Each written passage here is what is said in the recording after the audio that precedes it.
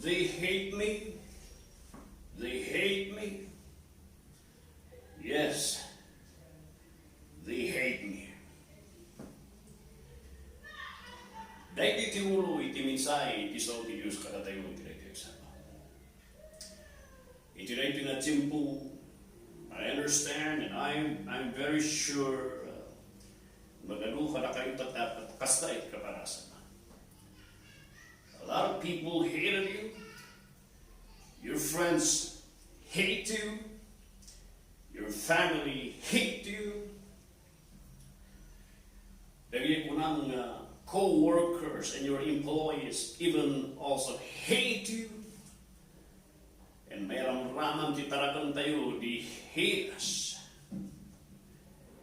And for this situation nga kadadanan kung kadadagsan kada tayo. I am being led iti verse, iti Bible, nga masapul nga maman tayo. That in this hatred nga umay nga mapadpadas tayo. Aday iti mensahe iti Diyos that will strengthen us as we face this situation of being hated again and again and again. In the book in Matthew chapter 5 verse 11, in verse 1, hingga to 10, imbaga ni Kristo Jesus itilintod na daytoy iti kayat na makita kan ikakastak mga biyag na kita naman. And ini pagdanon iti verse 11 kan pagdanon iti verse 12. After presenting iti panggap na, inibatan na iti maysa nga ka-importante nga bilin. After ending, dagiti daduma nga advice na iti Beatitudes. And that is, as a servant of the King, we expect to be hated by people again and again and again. In Matthew chapter 5 verse 11, kuna na nito irugi tayo dito dito verse 10. Blessed are they who are persecuted for righteousness' sake, for theirs is the kingdom of heaven. Blessed are you when men shall revile you and persecute you, and shall say all manner of evil against you falsely for my sake. Rejoice and be exceeding glad, for great is your reward in heaven. For so persecuted they the prophets who were before you. There is a situation in my single preacher that I admire so much. There was a time when he was being hated by his friends, being betrayed by estudyante na. He was even betrayed by his brother. And the Baptist Union ng churches in the Chimpuna, una the fellow co-workers na ini, they betrayed him. And in much anguish, kita nagsalitinig na. Nakita ni bakit na rin ang problema nila kay na pastor. And I'm talking about Mr. Charles Spurgeon. At nagsunod ni bakit na magkikita at betrayal na mapaspasamang kinilakay na. Malaksing na dati saksakitan na isaruna, nga dati gaw na makapagnaisunan o agkorediay, even the very close friends and his very students went away and turned their back. And even nagiti supporters na, nagiti tawa ko na namang supportar kanya na iti trabaho and use sagsag guys, they went away and betrayed the man, Spurgeon. And the only thing na kaniti panunod ni bakit na Susan Spurgeon is this. He wrote that verse, iti Matthew chapter 5, verse 10, 11, and 12. Kaya tingkarga na di kwarto ni Spurgeon that every time he woke up, makikita niya the verse, and he will be reminded of the great blessing that God had given him and God had installed kanya na, in spite iti patpadasan na, despite iti patpadasan na hindi nga sipuna. Matthew chapter 5 verse 10 to 12. And that is how the prince of the Baptist preachers were encouraged by her beloved wife through it is all ti ako nga adalan tayo iti kinalisapan. Iti book in Matthew chapter 5 verse 10, 11, and 12. Nobody liked to be hated. As much as possible, mabalbalin ko we desire nga amin na tao kat kaya as much as possible, amin kong mga tao kat we could please everybody na maragsakan at ipanagbiyak. But that is not the reality of the Christian life. We could not please everybody. We could not please even the friends na nating nakakalwatay, even the family that we have. There will come a time in the standing, and as we contend for the truth, many of them will betray, and many of them will turn away from us. And that is something that we need to get ready for.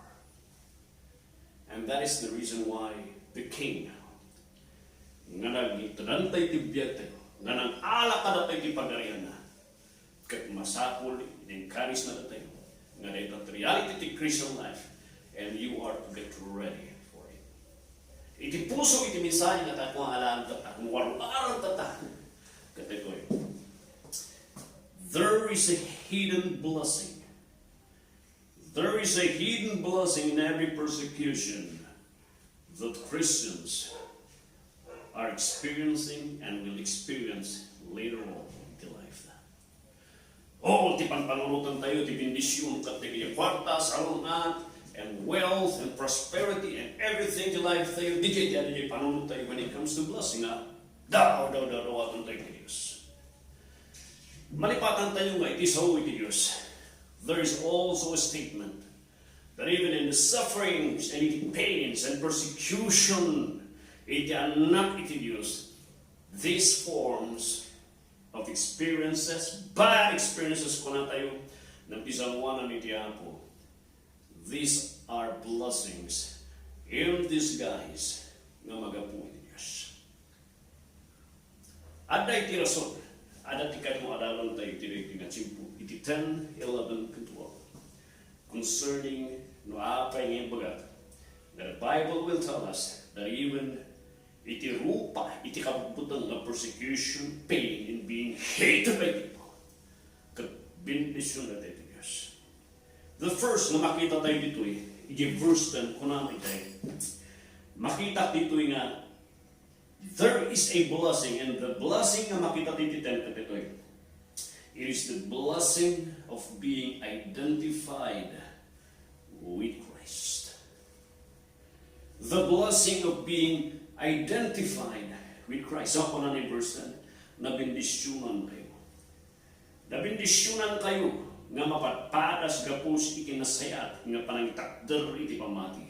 Gapus ta bagyo iti pagarian iti Diyos. Sino ti aking bagyo iti pagarian iti Diyos, dagiti mapatpadas kanya. Dua nga pa nagtikat kung nga ipakita kan isuro na kada tayo bindis iti padas ti biyak. Jay first at ipakita na kada tayo nga iti identification tayo nga tayo kat bagay ni Diyos. May karapang ipakita na kada tayo kat agbibiyag tayo min nga na puno para ti Diyos. And that is the reason why there is hatred. There is kung natin nga parang parikat kada tayo. Iti John chapter 15 verse 8. 18 to 19. I-clarify ni Tiso Tiapo na nalalawal na ito tayo.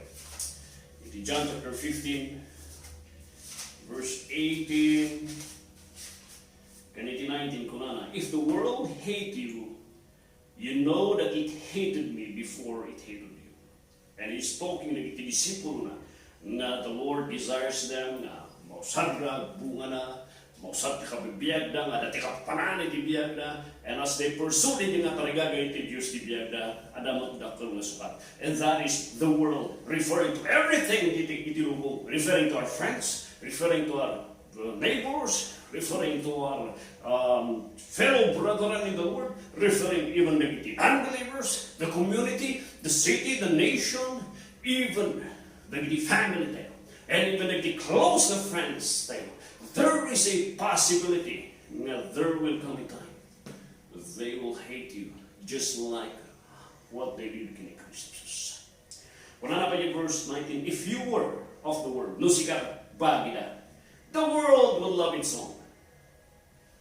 If you are not really a Christian, do you think the devil will hate his own? No, because you are own. Parparehas na niya. You're owned by the devil. You are of the same feather. Apay pag ano nga kagatan, iti kadwa nga aso, iti kadwa na.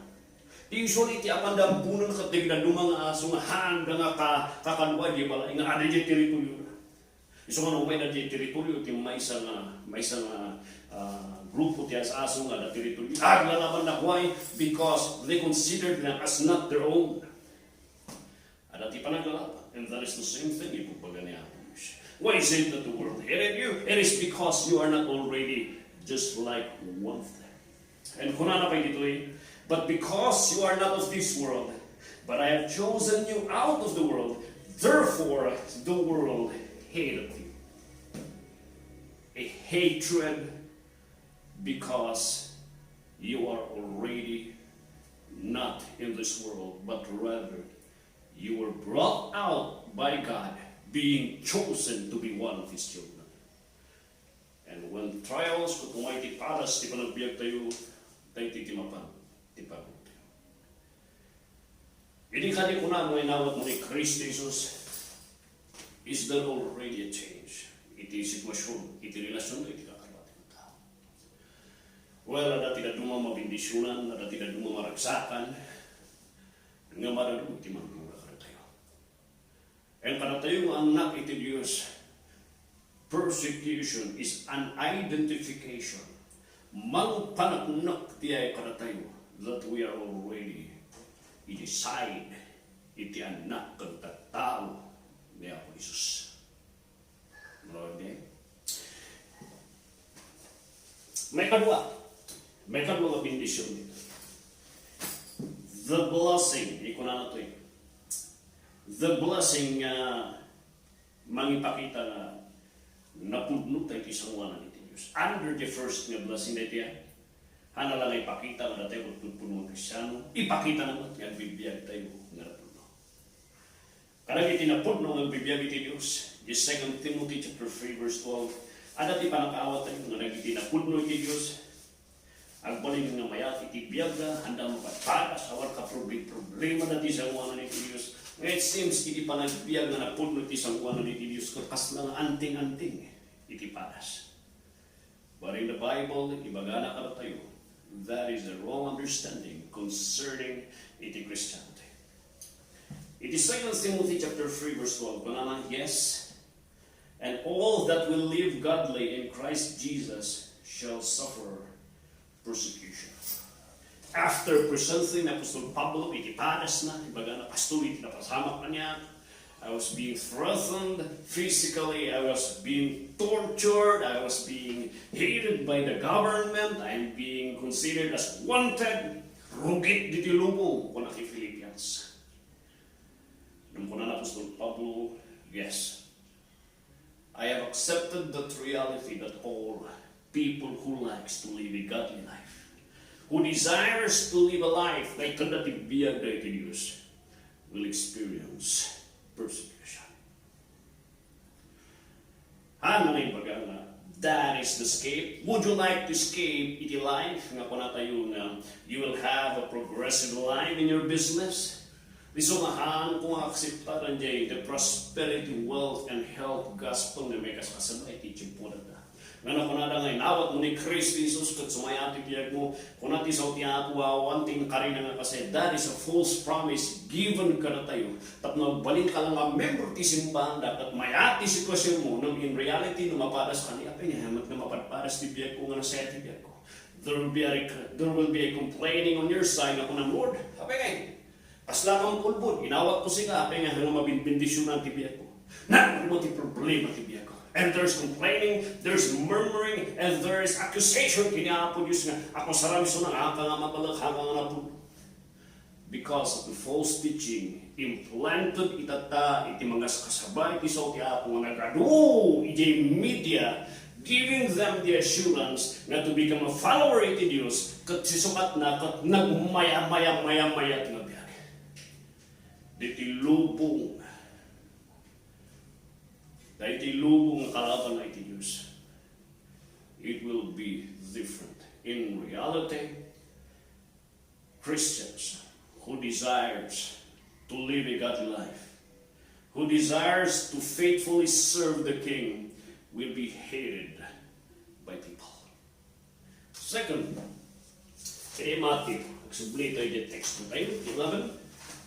Blessed are you when men shall revile you. So, tinagsasakit kanya, balik-baliktanan na nga nadalan ito reputasyon mo. Your character and your reputation will be assassin. Hanapus kasiyan, ilaksig na ka, guraan na ka, ipagami nga nagmamali kanyang, dadalulun na ka, itinikudan, so tikat ng sa one day, and persecute you, whether that is verbal, emotional, mental, they will persecute you, and shall say all manner of evil against you falsely for my sake. The second is this: the blessing of experiencing, of being conformed to Christ.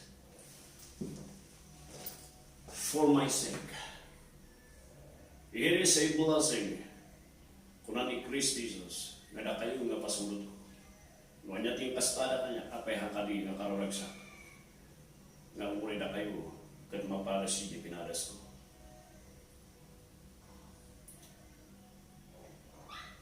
Nuna dumakat, ada iti maysa, nuna duman, ada tiyang mamutay, sasagbita iti maysa nga tao, raga, ada tiyang mamutay na kilala nga tao. And mayroon-raman tayo ti akusasyon na dakol nga pribileyo kada tayo because di tao nga paparigatan da nga ure kada tayo kat mayroon-raman kaida tayo iti nila iti posisyon na ibaga tayo ay mo da kami ti kasi we talked about ti kapadasan nga you are one with them da kami ti pasulot na, right? And that is the same thing, isang mana ni Christ Jesus. Iso ti kung na Apostol Pablo di Philippians chapter 3 verse 7 to 10. Nga kung na iti kapadasan na nangyari ti panagbiag ko, awan iti ibagbawit na nangyari kanyak. Dagi di namay nga da kas may isang religious teacher iti Pharisee. Dagi namay nga inalalak ini kumpara tata grabe ti dakkel nga sukat na. Namitata, grabe iti tata nga siguro ta kini Christ Jesus. Nagdakkel iti nagbaliwan na. These people who one time liked me and idolized me, they are now the one hunting me and hunting my head. Nang kanya, I take it as a pleasure that just like my master na pinarigata, I am also being hated and persecuted by people just like what they did to my Christ. Ngayon ko. Ngayon nung nagsagaba ka ka nagproblema, gapusti ka ba ba yung naramin mo? Kung natin sa ako. Ikaw nga. Isunga ko na yung verse 11. When they will say all manner of evil against you falsely. But if they have said evil report and accusation, kapustag pa iso. Dapat lang agpanood ka, nanuhan nagpaiso. You take it as a cloth, as a uniform of honor, as a scar, battle scar of honor. Nga may saka, nga napadas, just like ni Christ Jesus, nga nagsalakan ka ng Diyos. Pangtalo, the blessing of being rewarded. Rejoice and be exceedingly glad, for great is your reward in heaven. For so persecuted the prophets, the prophets who were before you. There is a reward. The blessing of reward. The reward nga mapadas ni Kristo Jesus iti kaparasan na panantulong na karatayo. He did not only give us iti tayo nga mandato nga mapadas tayo, the warning and the caution to be warned nga adu iti padas nga ure kada tayo, but in all this tayo na padas that is bendisyon nga sukat na and the blessing of being rewarded. Anya nga reward diti earth, the reward of experiencing iti sigibiyag kung kinamatalap iti Diyos tayo. Iso nga ure actually, 2 Corinthians chapter 1 verse 3 to 4, manaydayaw iti Diyos, who is the God of all comfort. But the more trials, the more persecution na mapadpadas ko, the more nga ipagpakitamot ni Apos iti encouragement mo kanya. Iso nga ure dyan ti chapter 12, 2 Corinthians chapter 12, kunanay din Apostol Pablo, I pray that the Lord will remove that iti saksakit at sikit iti lasag ko, nga intag iti mensahero iti demonyo, may salad diablo, mang iti sakit kanya. Nagpagpakasya iti Diyos, ngay katin na kumatamaya iti intensyon ko man, tamaw susarpe kanya na, but the Lord said, my grace is sufficient for you. Darin the experiences, iti ko na tayo nga panakaparas tayo. Balbalusan niya po Diyos, iti agsubsubra nga liliwa, iti anak na nga mapagpalas. There is also the blessing, malaksi di kaparasan ni isang wanan iti Diyos. Di ko natin nga, the reward of knowing it is tanong tata. Nadadong mati pa kita tayo, ti pamati tayo, nagngato. And just like the invention tata, di ko natin nga thermometer gauge, iti lugan, iti unig ti balay, iti aircon, iti paglutuan, or makita mo niya ti kapunot na ti may isang ba nagtapnohaan nga masubran ti panaglutom, hanggang madadaan ti makina, it will protect the appliances tayo, at iti ko natin thermometer. We sometimes think that we are so spiritual nga sobra-sobra. Now we are so much high iti faith tayo. At ipanangkita tayo, but we are already a warrior in the faith. And the Lord, iti bendisyon, iti liliwa, iti ko na tayo, nga padas. Iti jimpo ti kapadasan, iparuwar na kada tayo. Noan niya, iti kapigpigsa. Kanan niya, istado tayo, iti pamati tayo. If we are really a warrior in the faith, or if we are really still an infant in the faith. Iti Proverbs chapter 24, verse 10. Punan na dito yun.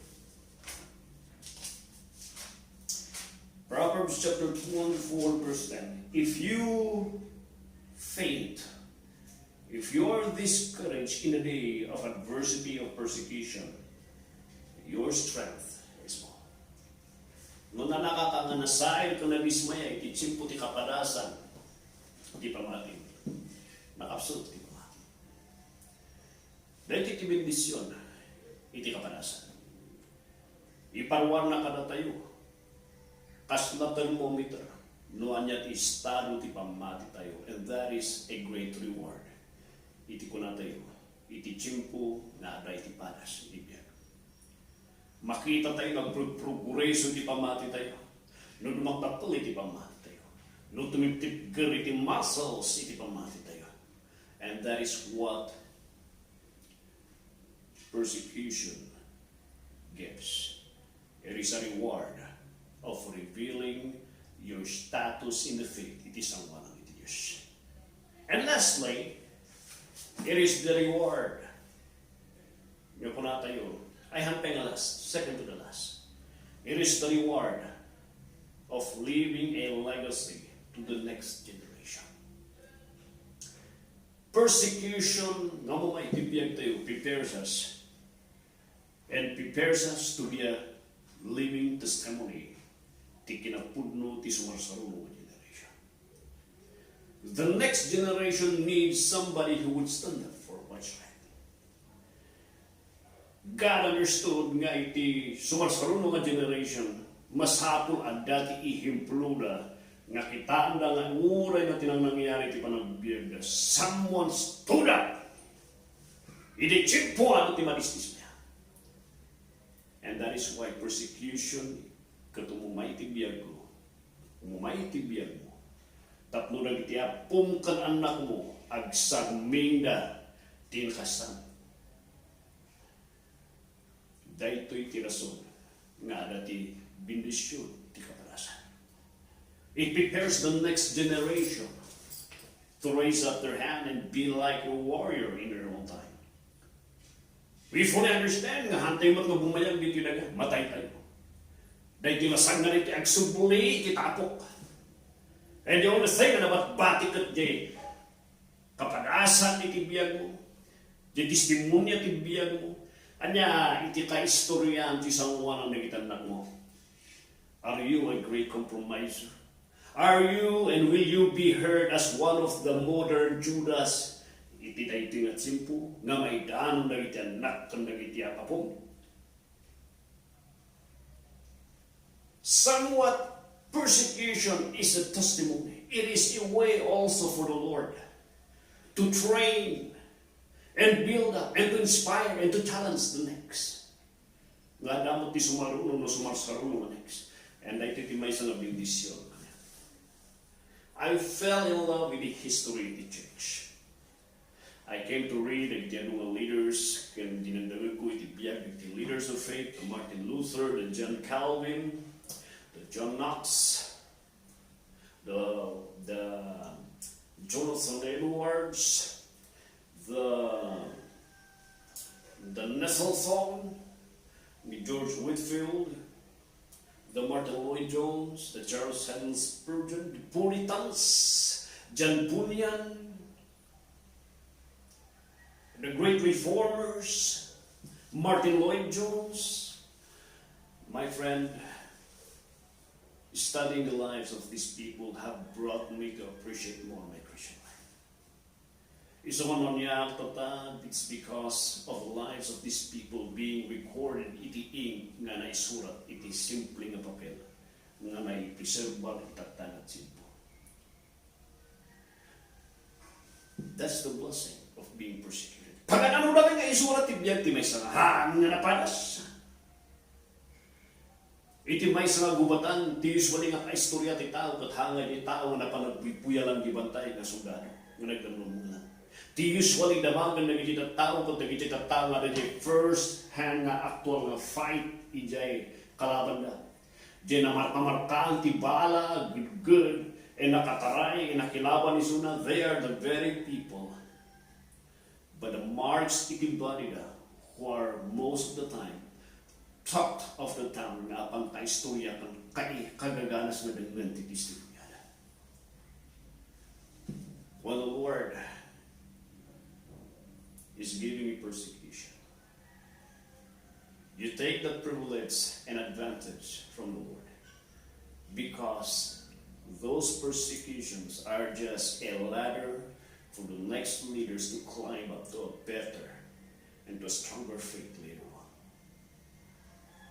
And lastly, the blessing of being rewarded in heaven. Not only tidagapon the next generation, apay nakita na iti leaders na ito, iti bunga ti pamati na, nga naparigat na, nalitsun na, inlaban na iti, pinunguran na niya plaza, ay niya, tatahan, pukpukaw tibiyag, amuda ka nila, no, patatak at mangmangag tayo.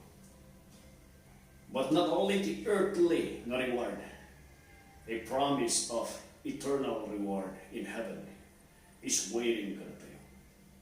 A promise of being rewarded in the commendation where Christ will tell you, well done, my good and faithful servant.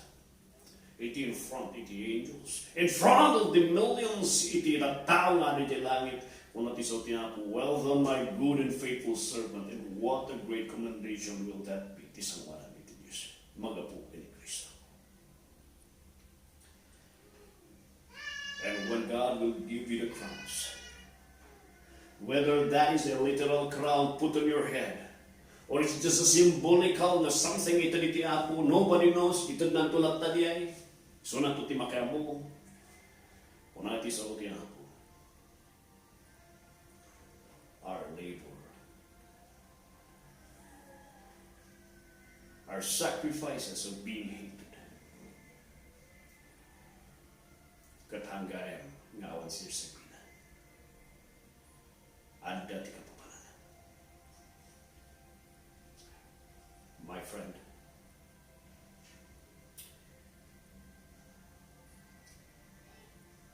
with a life ni Spurgeon where everybody hated him, friends, the students hated him because of his stand as a Calvinist, as a preacher of the word, and because of his strict challenge in the churches to go back to the scriptures. Kunani Spurgeon, this generation at Chimpuk Tata might not appreciate me. But there will be a time na sumarunong nga generation wal panurundan to aming at tulang ko and panurundan to aming nga nakaspasaba ititapo ng imato. My brothers, kunada ka ni Spurgeon, sa kapulong katawan, 20 years from now, malipat ang titao dito yung nakalaslas to tao. Well, he lived in 1850s to 1892. It is already 2020. And nagpupukaw pa ng tibyan nga mangmangin. Kung mangkakarit iti adong nga tao. My friend, there is a blessing in every hatred and persecution that we experience in life. Do they hate you? Yes, they hate me. Yes, they hate me. Then, handle that hatred. Iti mighty Diyos. And let the Lord turn that hatred into a blessing. The Lord be with you, my friend. Oh Lord, I am so thankful. Today to that simple. Mapalagipan kami ng amin nga paras kung hatred iti tao, it will never be in vain. That in every persecution and hatred of people, kat bendisyon gaya ba ito pag-apuhan niya. And thank you for accepting us na tao. And I am so thankful for the words of encouragement. Ngayon bating ka na kami. As we move on pursuing and advancing in the kingdom, we are to be strong in your grace. And for your honor and glory, Jesus Christ, we commit you all to sin.